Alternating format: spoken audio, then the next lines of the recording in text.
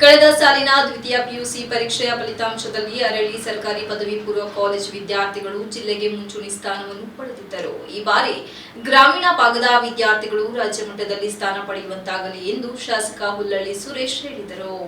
ಕಳೆದ ಸಾಲಿನ ದ್ವಿತೀಯ ಪಿಯುಸಿ ಪರೀಕ್ಷೆಯ ಫಲಿತಾಂಶದಲ್ಲಿ ಅರೇಳಿ ಸರ್ಕಾರಿ ಪದವಿ ಪೂರ್ವ ಕಾಲೇಜು ವಿದ್ಯಾರ್ಥಿಗಳು ಜಿಲ್ಲೆಗೆ ಮುಂಚೂಣಿ ಸ್ಥಾನವನ್ನು ಪಡೆದಿದ್ದರು. ಈ ಬಾರಿ ಗ್ರಾಮೀಣ ಭಾಗದ ವಿದ್ಯಾರ್ಥಿಗಳು ರಾಜ್ಯ ಮಟ್ಟದಲ್ಲಿ ಸ್ಥಾನ ಪಡೆಯುವಂತಾಗಲಿ ಎಂದು ಶಾಸಕ ಹುಲ್ಲಳ್ಳಿ ಸುರೇಶ್ ಹೇಳಿದರು.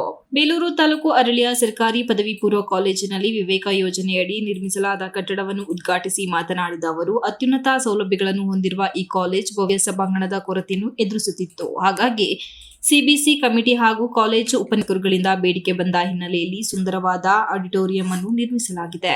ಯಾರೂ ಕದಿಯಲಾರದಂತಹ ಶಿಕ್ಷಣವನ್ನು ವಿದ್ಯಾರ್ಥಿಗಳು ಆಸಕ್ತಿಯಿಂದ ಕಲಿಯಬೇಕು. ಜಿಲ್ಲೆಯಲ್ಲಿ ಅತಿ ಹೆಚ್ಚಿನ ಕೆಪಿಎಸ್ ಶಾಲೆಗಳು ಬೇಲೂರು ವಿಧಾನಸಭಾ ಕ್ಷೇತ್ರದಲ್ಲಿ ಪ್ರಾರಂಭವಾಗುತ್ತಿರುವುದು ಸಂತೋಷಕತೆ ಎಂದರು.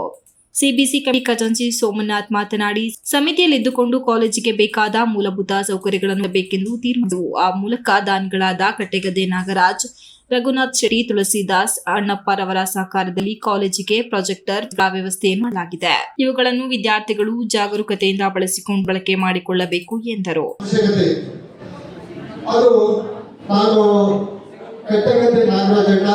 ಅವ್ರನ್ನ ಕೇಳಿದೆ, ಅಣ್ಣ ಈ ತರ ಮಕ್ಕಳಿಗೆ ಒಂದು ಸಮಸ್ಯೆ ಇದೆ, ದಯಮಾಡಿ ಒಂದು ಪ್ರೊಜೆಕ್ಟರ್ ಮತ್ತು ಸ್ಕ್ರೀನ್ ಕೊಡಿಸ್ಕೊಡಿ ಅಂತ ಹೇಳಿ ನಾನು ಫೋನ್ ಮಾಡಿ ಹೇಳಿದೆ. ಖುದ್ದು ಅವರು ಭೇಟಿ ಮಾಡಿಲ್ಲ. ಒಂದು ವಾರದಲ್ಲಿ ಸುಮಾರು 55,000 ರೂಪಾಯಿಗಳ ಈ ಪ್ರಾಜೆಕ್ಟ್ ಅನ್ನ ನಮ್ಮ ಕಾಲೇಜಿಗೆ ಕೊಟ್ಟಿದ್ದಾರೆ. ಹಾಗೆ ನಮಗೆ ಇಲ್ಲಿ ಒಂದು 3 ಟಿಪಾಯಿ ಬೇಕಾಯ್ತು, ಈ ಸ್ಟೇಜಿಗೆ ವ್ಯವಸ್ಥೆ ಬೇಕಾಯಿತು. ಆಗ ಗ್ರಾಮ ಪಂಚಾಯತಿ ಸದಸ್ಯರಾದಂಥ ಮಮತಾ ತುಳಸಿದಾಸರವರು ನಾನು ಅದನ್ನ ಕೊಡಿಸ್ಕೊಡ್ತೀನಿ ಅಂತ ಹೇಳಿ ನಮ್ಗೆ ಇವತ್ತು ಬೆಳಿಗ್ಗೆ ತರಿಸಿಕೊಟ್ಟಿದ್ದಾರೆ. ಅವ್ರನ್ನೂ ಸಹ ಈ ತುಂಬದಿಂದ ಸ್ವಾಗತಿಸ್ತೇನೆ. ಹಾಗೆ ಇನ್ನು ಬಹಳ ಮುಖ್ಯವಾಗಿ ನಮ್ಗೆ ಈ ಸಭಾಂಗಣ ಇದೆ, ಕೂರೋದಕ್ಕೆ ಆಸನಗಳೇ ಇರಲಿಲ್ಲ, ಏನ್ ಮಾಡೋದು? ಆಗ ಗುತ್ತಿಗೆದಾರರಾದಂತ ಅದಕ್ಕೆ ಒತ್ತಡ ಕೊಡ್ತಕ್ಕಂಥ ನಮ್ಮ ಯೋಜನೆಗಳಿರಬೇಕು. ಇವತ್ತು ಇಡೀ ರಾಜ್ಯದಲ್ಲಿ ಕೆಪಿಎಸ್ಸಿ ಶಾಲೆಗಳು ಎಷ್ಟಿದೆ ಅಂತ ಗೊತ್ತಿದೆ. ಬಹುಶಃ ನಮ್ಮ ಇಡೀ ವಿಧಾನಸಭಾ ಕ್ಷೇತ್ರದಲ್ಲಿ ಹಳೆಬೀಡಿಗೆ ಒಂದೇ ಒಂದು ಕೆಪಿಎಸ್ಸಿ ಶಾಲೆ 23 ಆಗಿತ್ತು. ಅದಾದ ನಂತರ ಒಬ್ಬ ನಮ್ಮ ಶಿಕ್ಷಣ ಸಚಿವರು ಸಜ್ಜನರು, ಅವರ ತಂದೆಯವರು ಸಹ ಉತ್ತಮ ರಾಜಕಾರಣಿ ಆಗಿದ್ದವರು, ನನಗೆ ಹಾಸನ ಜಿಲ್ಲೆಗೆ ಭೇಟಿ ಕೊಟ್ಟಂಥ ಸಂದರ್ಭದಲ್ಲಿ ಒಂದಿಷ್ಟು ಮಾಹಿತಿಯನ್ನು ಕೊಟ್ಟಿದ್ದೆ.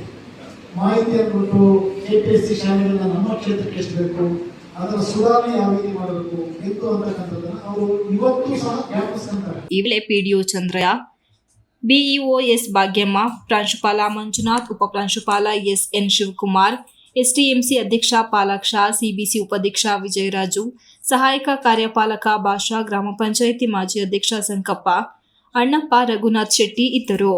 Ranjit Kumar, KS TV 46 news Kannada, Aralli. You are watching TV 46 News Kannada.